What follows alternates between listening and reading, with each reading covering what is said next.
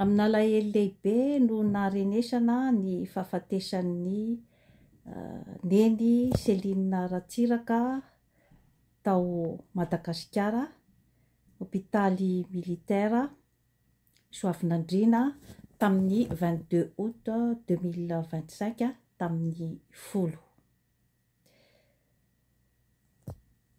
Amin'alahelo lehibe satria dia reny ny malagasy tsy vaky volo izany Selinina Ratsiraka izany, ary vehivavy nanana izy azy tokoa izany teo amin'ny firenena malagasy. Misy ny fitenenana hoe derrière un grand homme il y a toujours une femme, ary misy ihany koa ny frazy izay famerimberiny président Ratsiraka dia ny hoe: omeo vehivavy endry aho ananganako firenena vanona. Tamin'ny 7 taonany ramatoa Selinina Ratsiraka no nontaosiny fahafatesana. Ny nom de jeune fille moa zany dia Selinina Marta Velonjara, zanaky Pascal Velonjara izy, izay sénateur tamin'ny andron'ny fanjanahantany. Nanambady any Didier Ratsiraka izy tamin'ny 1964. Didier Ratsiraka tamin'izany andro izany dia jeune officier de la marine. Vehivavy tena niavaka tokoa izany Selinina Ratsiraka izany, satria dia zakany izany plasina première dame izany, ary tena mendrika azy. Ny zanany dia miisa 4, telo vavy ary ray lahy, dia i Olga, Sophie, Annika ary Xavier Ratsiraka. Sophie Ratsiraka moa izy dia mitana place politika amin'izao fotoana izao. Teo aloha izy ministry ny asa tanana, ary amin'izao fotoana izao dia député, ny mandry tsara izany. I Annika Ratsiraka kosa zany dia nitazona ny plasin'ny rainy zany, dia ny filohan'ny atoko Arema amin'izao fotoana izao. Ny atoko Arema moa zany tamin'ny voalohany de avant-garde pour la révolution malgache, izay no tena anarany tamin'ny voalohany, fa rehefa taty aoriana de novana hoe andry sy rihana enti manavitra any Madagasikara. Ny mombamomba ny personnalité an'izany vehivavy zany no hoadiadintsika eto, satria dia tena nitondra karazana rivo-baovao teo amin'ny fanaovana politika izany Selinina Ratsiraka izany, satria dia isan'ireo vehivavy voalohany nanao politika izy izany. Nanampy ny vadiny zany teo amin'ny fampandrosoana ny firenena.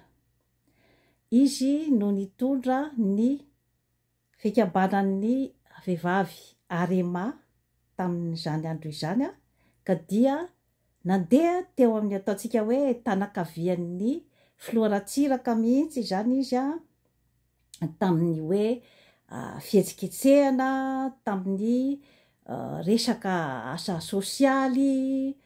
Izy zany no namorona ny akanjaza, satria tamin'izany fotoana izany dia maro ny vehivavy izay voatery mamita ny asa aman-draharaha ka tsy afaka mikarakara ny zanany, dia mametraka ny zanany amin'ireo akanjaza ireo, ary niparitaka manerana ny nosy izany akanjaza izany.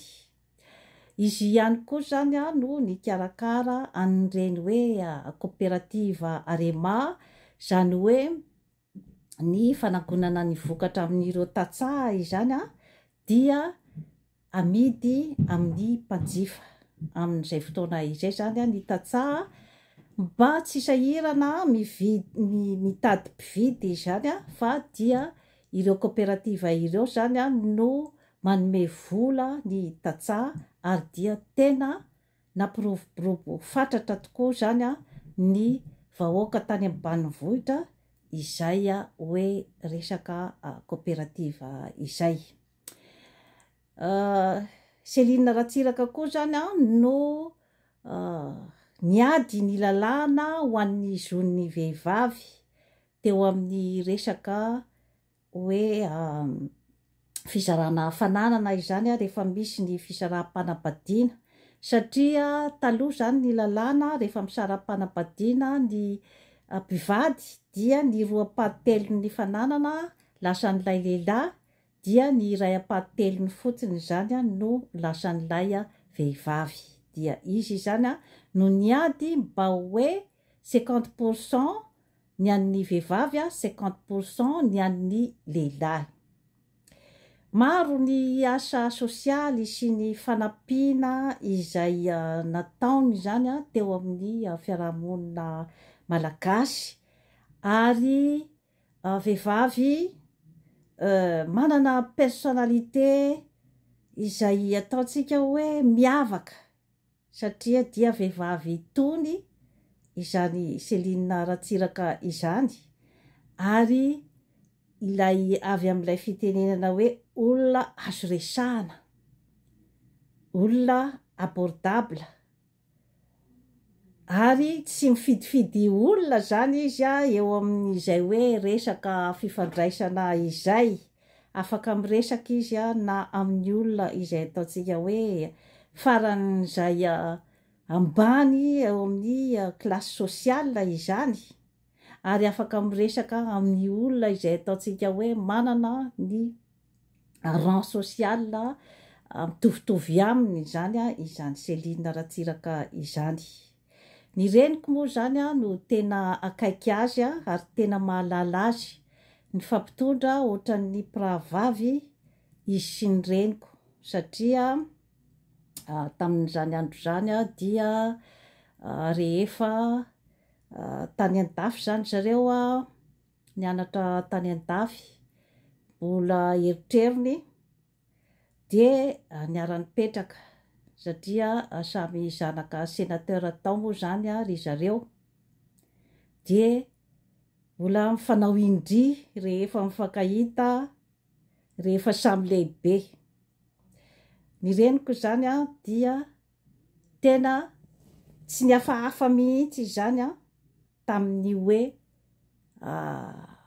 fifandraisana tamin'izany Céline Ratsiraka izany. Teo ihany koa zany ny rahavaviny Hortense Raveloson Mahasampo izay hoe samy tena akaiky ny reniko zany. Tsy hoe rehefa lasa première dame izy dia lasa niavinavina fa tena mbola nifandray am-po sahala amin'ny fifandraisan'ny zareo tamin'izy mbola voakely izany ka misy moa zany ny hoe zavatra tantarain'ny reniko zany dia ny reniko mantsy zany no efa lehibehibe tamin'izany lehibehibe tamin'izy rehetra izany 92 ans ny reniko amin'izao fotoana izao dia misy fotoana zany hoe izy no mibango ny volony Céline Ratsiraka tsy hoe akory hoe fanambaniana izany fa fampisehoako fotsiny ny amin'ny hoe firahavavina zany fifandraisana ohatran'ny zoky zandry mpirahavavy tamin'izany fotoana izany.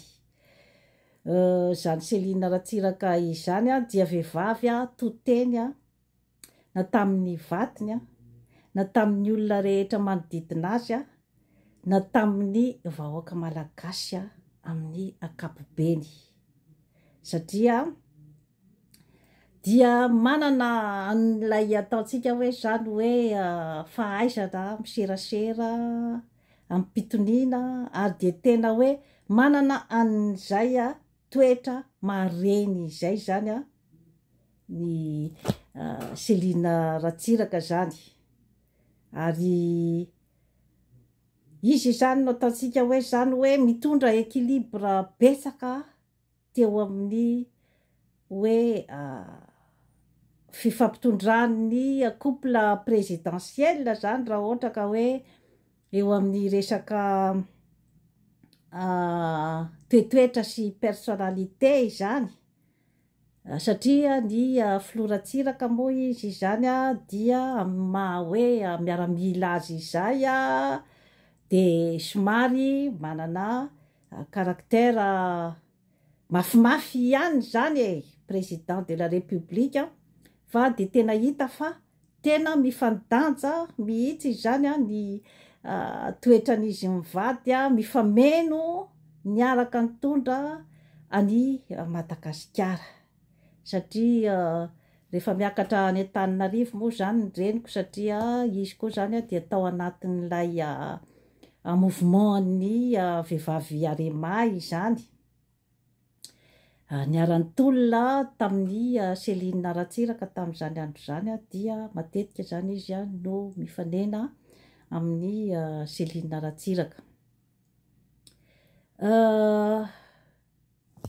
Nafinaritra ny fifampitondrana satria isaky ny misy fahoriana tao amin'ny fianakaviana izany dia tsy mitsahatra ny tonga Selina Ratsiraka sy Hortense Raveloson Mahasambo zany izay mamangy fahoriana ny fianakaviana manao déplacement mihitsy zany zareo avy any Antananarivo miaraka amin'ireo hoe membre ny gouvernemanta maromaro izany mamangy ny fahoriana mandefina tamin'ny raha vao misy izany funérailles tao amin'ny fianakaviana dia fahatsiarovana sy fankasitrahana goavana tamin'ny fiarahana izany zavatra rehetrarehetra izany. Ramatoa Selina Ratsiraka moa zany dia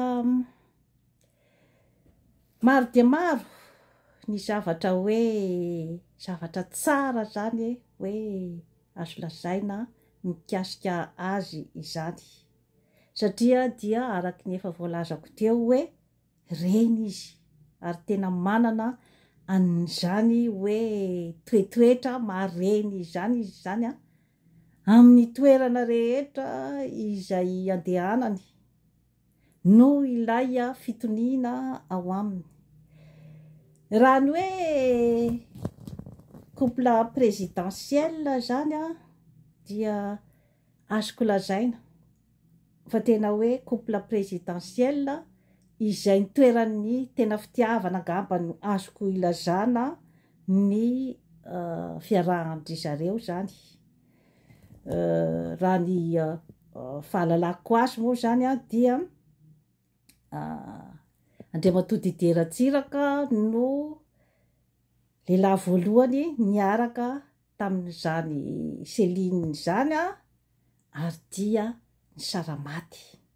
Izany hoe manana ihany koa izy zany ny ataontsika hoe vraie histoire d'amour ny première dame ary dia hitatsika mihitsy zany amin'ny fombafombany izany zavatra rehetrarehetra izany ary de mpanome hevitra ny vadiny ihany koa izy avy amin'ilay fitenenantsika hoe derrière un grand homme il y a toujours une femme. Vehivavy manatsaina izy, intelligente ary manana intelligence émotionnelle, goavana de goavana, mampitony ny olona manodidina azy. Couple ataontsika hoe vrai, exceptionnel ary tena hoe couple mitondra an'izany hoe love story tena izy izany. Zava-dehibe zany eo amin'ny fitondrana firenena satria ny complicité amin'ny mpivady dia zava-dehibe amin'ny fampandrosoana ny firenena, satria iza moa no atokisanao voalohany raha ohatra ka hoe eo amin'ny resaka fisamboaravoaran'ny fitondrana sy ny zava-misy rehetra manodidina ny fitondrana, raha tsy ny vehivavy izay matory eo anilanao eo, izy no voalohany indrindra ilazanao ny zavatra izay mampanaitaina anao indrindra, ny zavatra izay mahasoa sy ny hoe ny vaovao tsara na ny vaovao ratsy. Misy lanjany goavana dia goavana zany ny plasin'ny vehivavy première dame zany mitondra influence betsaka eo amin'ny fitondrana firenena, ary mila retosina vehivavy, mila retosina fitiavam-behivavy ao anatin'ny firenena, satria rehefa tsy misy izay karazana retosy avy amin'ny vehivavy izay dia mazava ho azy efa mandringa ny fitondrana firenena, mandringa satria eo amin'ny lafiny maha-olombelona izy zany dia isika vehivavy ihany no afaka hanome betsaka izany ny amin'ny fanomezana ny karazana torohevitra mitodika bebe kokoa amin'izay hoe maha-olona izay mitondra ny saina, ny vatana ary ny fanahy. Ka couple azo lazaina fa légendaire ny président Ratsiraka sy ny vadiny, satria dia nanana viana ireo olona ireo, na dia tao raha hoe tsy tonga lafatra, betsaka ny lesoka teo amin'ny fitondran'ireo couple ireo, fa nisy ny ataontsika hoe créativité tao anatin'ny foto-kevitra naintiny, dia nitodika bebe kokoa izy zany ny eo amin'ny hoe fampitoviana lanja ny faritra rehetra ao Madagasikara, satria dia izany président Ratsiraka izany no nanorina ny université isaky ny faritra rehetra, nanorina ny lycée iparitaka amin'ny ataontsika hoe district anga izany, dia nanorina ny EPP izay hoe miparitaka any amin'ny fokontany, ary nanana an'izay hoe viana izay izy zany ny mba hampiakarana ny zanaky ny faritra, mba hanondrotana avoavo kokoa zany mba hitovy lenta zany ny zanaky ny faritra rehetra, ka ataoko hoe viana mandeha makany amin'ny positif angambany izay hoe mampiakatra, manondrotra, mikatsaka ny mba ampitovy ny faritra rehetra.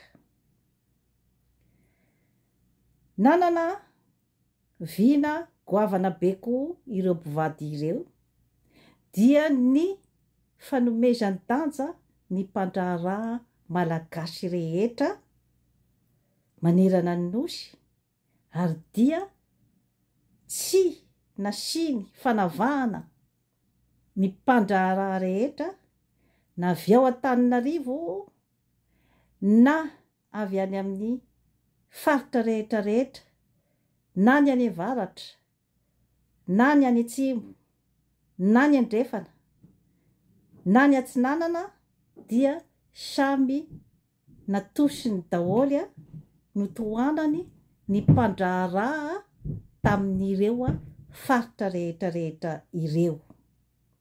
Izy izany tsy mba nanakatsakana ny mpandraharaha malagasy fa nanome vahana ary tena azontsika lazaina hoe nampianta, zay ngamba no azoko lazaina, nampianta ny mpandraharaha nanao an'izay isondrotany ary dia hoe fariparitako tsara ny hoe mpandraharaha tsy akanavaka, tsy nanavaka ny mpandraharaha izy hoe mpandraharaha avy ao Antananarivo na mpandraharaha avy any amin'ny faritra manerana ny nosy fa de nampitoviny ary dia nomeny chance avokoa ireo mpandraharaha rehetra ireo.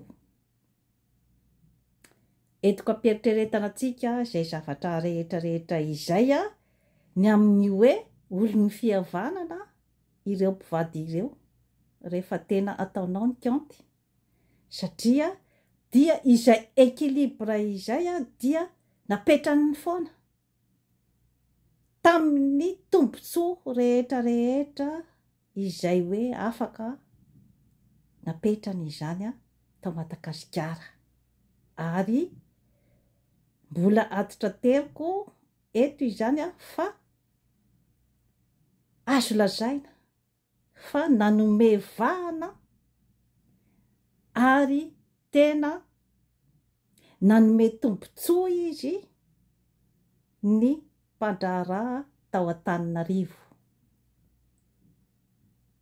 anatin'ny toe-tsaina fihavanana daholo izay zavatra rehetra rehetra izay. Izy izany tsy nanao hoe ny mpandraharaha avy any Tomasina avy any aminay ihany no tena ataoko mamirapiratra fa ho fingapinganiko daholo ny mpandraharaha any amin'ny faritra hafa tsy nanao an'izay izy fa tena hoe nataony izany izay hoe mba hampisondrotra sy hampisokatra ny lalan'ireo mpandraharaha malagasy tsy akanavaka. Hita soritsoritra eny amin'ny couplen'izy mivady zany fa tena nisy ny fifankatiavana ary nisy ny fifampiainona.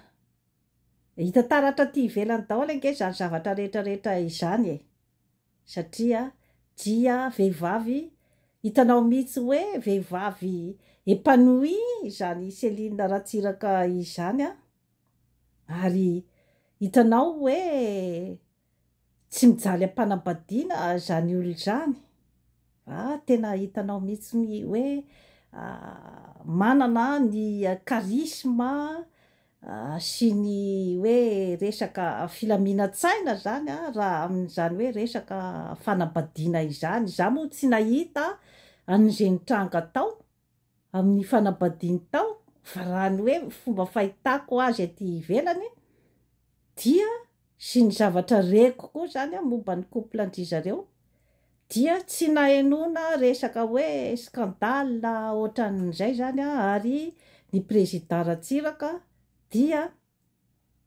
tsy nahenonao resaka scandale amin'ny resaka hoe fandehanana tsy na fandehanana eroa ohatran'izay zany fa de tena hoe olona mitombotombona tsara tao amin'ny fanambadiany zany izany Ratsiraka izany ary ny vadiny koa dia teo amin'ny resaka fitondran-tena tsy nahenona zavatra okianina ny momba azy.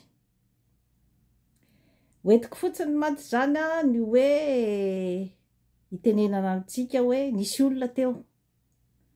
Ary na teo amin'ny resaka fifandraisana amin'ny resaka international dia tena nampitanatana vava any Afrika Ray Manontolo izany Ratsiraka izany rehefa miteny.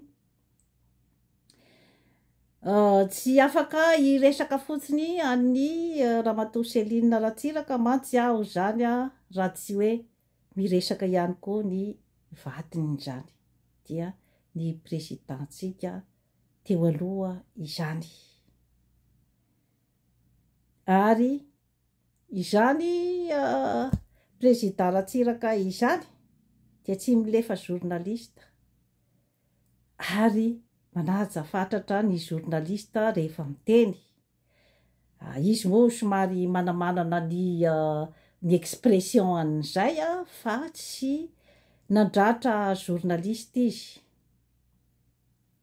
Fa manana ihany koa izy ny hoe forte personnalité amin'ny valiteny izay omeny journaliste izany. Isaky ny mivoaka any ivelany izy dia misy journaliste foana manontany azy ny antondiany tany ivelany, inona ny zavatra nataony tany, inona ny resaka nataony tany, inona ny voandalana azony hoentina. Izany rehetrarehetra izany dia matetika alohany andeha zany dia fantatra fa niainga any ivelany ny Filoha Ratsiraka. Rehefa miverina indray zany dia heno foana fa amin'ny hainao manjery izay intervieweny journaliste, tsy milefa journaliste zany naiza naiza toerana alehany izany président Ratsiraka izany. Ary naiza naiza alehany dia eo akaikiny foana ny vadiny andefimandriny Ramatoa Céline Ratsiraka, na amin'ny fivoahana any ivelany izany na ny fivoahana manerana ny nosy dia teo anilany mandrakariva izany Ramatoa Céline Ratsiraka izany. Etiko ilazana amintsika izany izany hoe légende. C'est un couple de légende. Ka mitodika amintsika vehivavy malagasy izany ny tenako hoe very olomanga isika.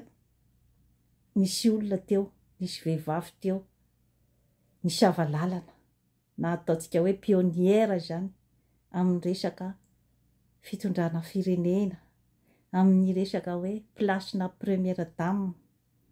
Ary ny ankabeazan'ny akanjo nanaovan'izany Ramatoa Céline Ratsiraka izany dia akanjo vita malagasy. Ny ankamaroany tamin'ny andron'ny Cotona sy ny Sotema ireny usine mpamboatra lamba izany. Ary ny couturière dia malagasy. Mahay mihaingo izy ary tena mifanentanentana tsara amin'ny tenany izany ny zavatra izay anaovany.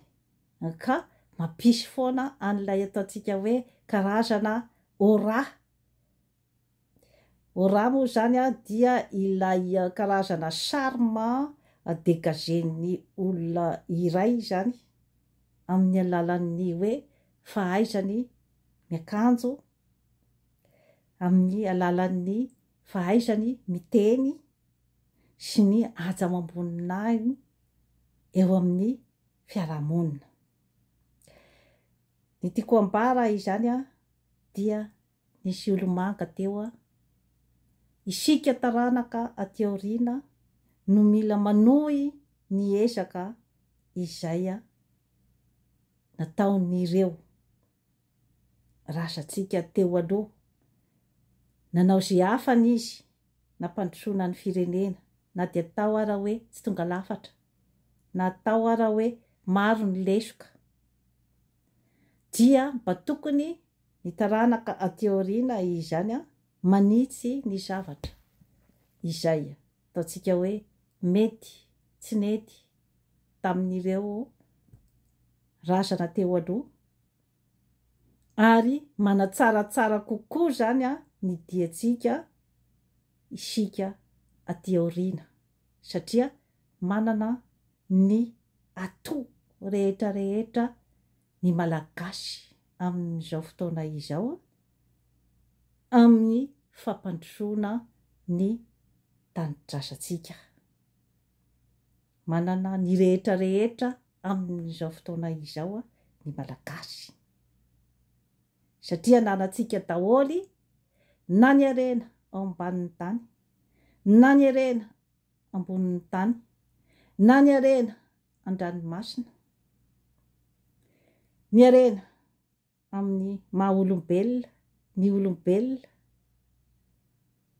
ny manam-pahaizana, tsy hitako ny zavatra izay manakatsakana ny fampandrosoana any Madagasikara amin'izao fotoana izao.